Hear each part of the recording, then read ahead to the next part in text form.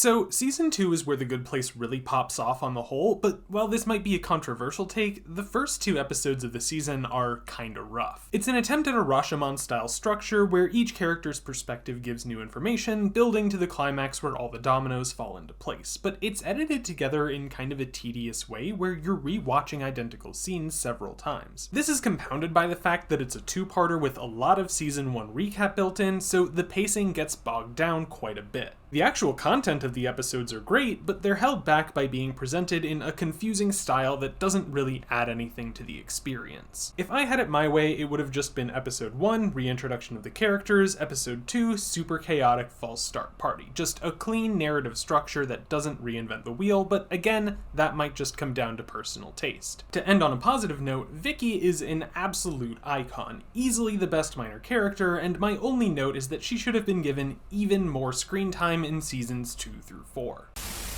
While Season 2 of The Good Place opens with what I consider to be 2 of its weakest episodes, it immediately follows them up with a serious contender for the best episode in the whole forking show. The fast-paced montage of the 802 failed neighborhood attempts is filled with great jokes and excellent performances all around, but the real star of it all is Michael. He was a consistent presence in the human stories throughout Season 1, but we never really got to see his perspective until it was time for the big reveal, so having him act as the POV character in the early phases of Season 2 solidifies him as a member of the main cast. The ridiculous number of attempts that he goes through highlights his perfectionist nature, and his mounting desperation as his failures pile up facilitates his shifting role from prison warden punishing his 4 inmates to inmate trapped in a prison of his own design. His decision to join forces with the humans at this point is entirely out of self-preservation, but acknowledging that he can't beat them, even when he holds all the cards, is the biggest turning point for him as a character and for the series as a whole. The underlying assumption he made, that humans are beneath him and deserve to be punished, was shattered 800 times. So the only logical path forward was to question everything else he and we the audience assumed to be true about human nature as a whole.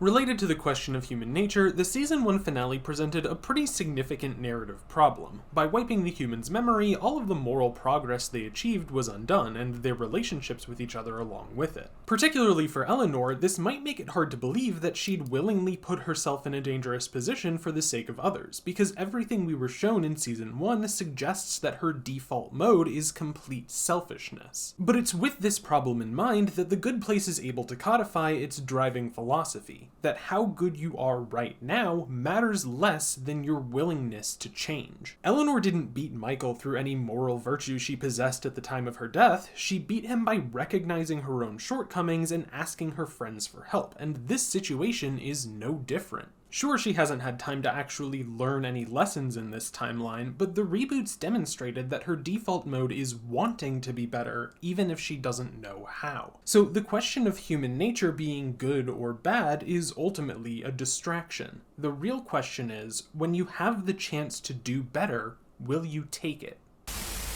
I have kind of a weird relationship to death. Growing up in a religious household, I lived with the promise of eternal life after my death on Earth, which gave a sense of hope that no matter what suffering I endure in this life, there's joy and freedom in the next one. But the dark side of that hope is a very real fear that if I lived my life badly, if I believed the wrong things or believed the right things incorrectly, that the joy and freedom would become pain and despair. So I lived my life walking on moral eggshells, constantly second-guessing my actions and motivations, never fully confident where I was going to end up. So when I left religion, there was some grief over losing eternity, sure, but there was mostly relief. Coming to terms with the fact that my life was finite and my death was permanent lifted a burden I didn't realize I was carrying, and suddenly I was free to stop worrying if my actions were cosmically righteous and focus on how they affect people in the here and now. In a way, I've had the same emotional journey as Michael in this episode, but partially inverted. Believing that I would live forever was the source of my existential dread, and confronting death was the cure. Am I still sad about death all the time? Yeah, a little, but for me, there's peace and freedom in the knowledge that it's the only deal that I'm gonna get.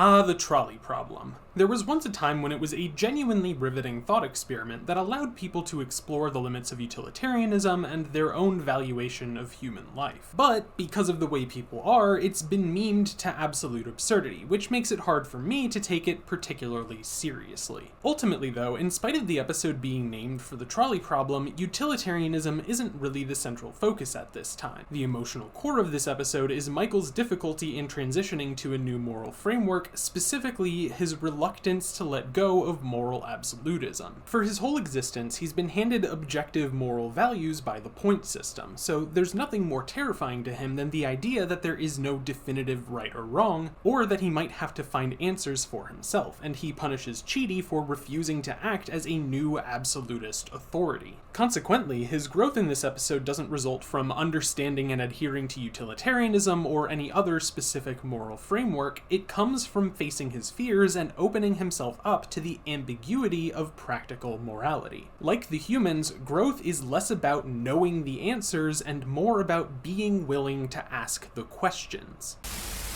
Just like with Michael, Season 2 is where Janet really starts to become a member of the main cast and not just a background character or a piece of set dressing. And listen, I love Janet and her relationship with Jason, but it needs to be said up front that an artificial intelligence proving its humanity by developing romantic feelings for somebody else is a trope with a long history of being used for aro ace erasure. Individual instances of this trope can be innocuous and harmless, but it's important to be mindful of the ways characters like Janet can promote the cultural narrative of aro ace people being robots or aliens who just need to meet the right person to fix them. Just wanted to make that clear before saying that exploring Janet's newfound humanity was an important narrative shift for The Good Place. Similar to Michael, Janet has never had to explore morality, but more than just believing in moral absolutes, Janet was designed to operate without any emotion or moral reason. She was just meant to be an operating system on which to build afterlife neighborhoods. Her evolving and developing emotions signal that an afterlife built on cold objective logic and devoid of sentimentality might be less prone to glitches, but it's also insufficient to support genuine human experiences. Janet's growing pains of becoming more human serve to parallel the necessary changes that the afterlife system will inevitably make, showing that the difficulty of evolution is worthwhile even as it can be a burden in the moment. I don't know general fan sentiment on Derek, but I'm willing to guess he's not the most popular. I love the guy. Jason Mantzoukas is really the best in the business for bringing an intense and unhinged energy to a character, and Derek is easily my most quoted character in The Good Place. Like, seriously, the only reason I haven't exclusively referred to Michael as Kleikel is because I don't want to have to edit the captions every time. Regardless, I can definitely understand why somebody wouldn't like him, and I think he has the exact right amount of screen time to not become completely grating. Ultimately, he's just a plot device to have somebody to operate the train when Michael tricks Sean and saves the humans. He's also the perfect impetus to break up Jason and Tahani, which is the one relationship in the show that I genuinely could not care less about. Like, it doesn't upset me, but it gets ignored in later seasons for a reason, and it strikes me as a relationship that only exists because the writers didn't know what else to do with the characters. So overall, this is the episode that feels the most like padding in season 2 in terms of plot relevance, but things start picking up immediately after. Until then, good Bob, I hope we same place again very now. Not including season 1, The Good Place is a show that seems almost allergic to settling into a status quo, and I mean that as a compliment. It would have been incredibly easy for the show to coast for 5 or 6 seasons entirely off of the strength of the premise and the chemistry of the cast. But right up until the finish line, whenever it seems like things are finally calming down, somebody throws a curveball, and it takes the series from entertaining to enthralling. It should be noted, though, that in most instances, this one included, the curveball is still something the audience could reasonably be expected to anticipate. We knew from the beginning of the second season that Michael was on borrowed time, and the layers of complications added by all of the reboots only made his position more unstable. So it's not like a brand new character is written into the cast every few episodes just for the sake of chaos. The narrative disruption is always rooted in the long-term consequences of the main cast's decisions. Similarly, the disruptions serve to highlight different sides of the characters' personalities, like how Eleanor's distrust of others paradoxically makes her trust Michael when he's making a show in front of Sean. Being able to see through deception cuts both ways. She can always tell when she's being lied to, but she can also tell when they're lying for her benefit. As I mentioned in my previous video, The Good Place is a series with no shortage of narrative turning points, but the decision to seek out the judge might be the most significant turning point of them all. Until now, the driving motivation of the main cast has been avoiding failure, whether it was Eleanor trying to hide that she didn't belong in the good place, or Michael teaming up with the humans to outmaneuver Vicky. And while the main cast were all active and dynamic characters within their roles, there was always a real sense that the story was something that was happening to them, not something they actively drove themselves. The current narrative rest stop was the first opportunity they had to take stock of their journey up to this point and make a meaningful decision about how they ought to direct their efforts moving forward. They choose as a collective to stop avoiding their problems and find a way to tackle them head on, and from this point forward, the main cast are the primary instigators of all new plot developments. That's not to say that the antagonists aren't proactive in forming their own plans, but as a rule, the main cast has become the different problem, and choosing to become that problem is a significant moment in the series. First and foremost, I want to say that Jamila Jamil's performance as Rhonda Mumps is iconic, and I know that word gets thrown around a lot, but seriously. Jeez Louise, looks like Chidi has a real case of the Mondays, am I right? Hey, pass the NASCAR ketchup.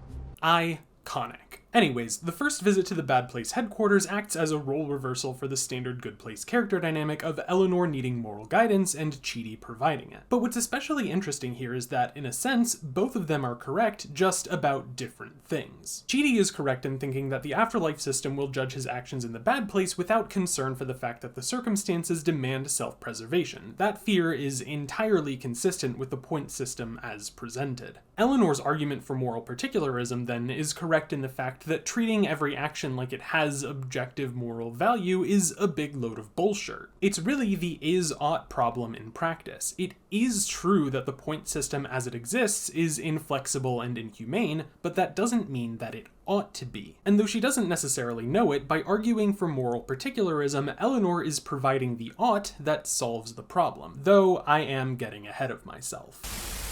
I hate when a video feels redundant to something I've just talked about in a series, but there really is no better indictment of moral objectivity in The Good Place than the judge. Society at large places a high value on objectivity, particularly in the justice system. We like to imagine a machine that takes in cold hard facts and spits out justice, and even if we recognize that that's not how it actually functions, it's still the ideal that we strive for. And the judge theoretically captures that ideal perfectly. All she does is read files and make judgments. She even stays intentionally ignorant on human society to maintain objectivity. But there are two key problems. First, that the judge isn't truly impartial. After delivering her verdict, she's persuaded to alter her course purely by liking Tahani's accent, which can either be read as a subtle dig at how the justice system favors high society, or more likely an offhand joke with no deeper meaning. Second, though, is the problem that true justice demands subjectivity. In a classic example like stealing bread to feed your family, judging an action on the objective facts of laws and punishments is less just than granting subjective leniency to somebody who really just needs social support.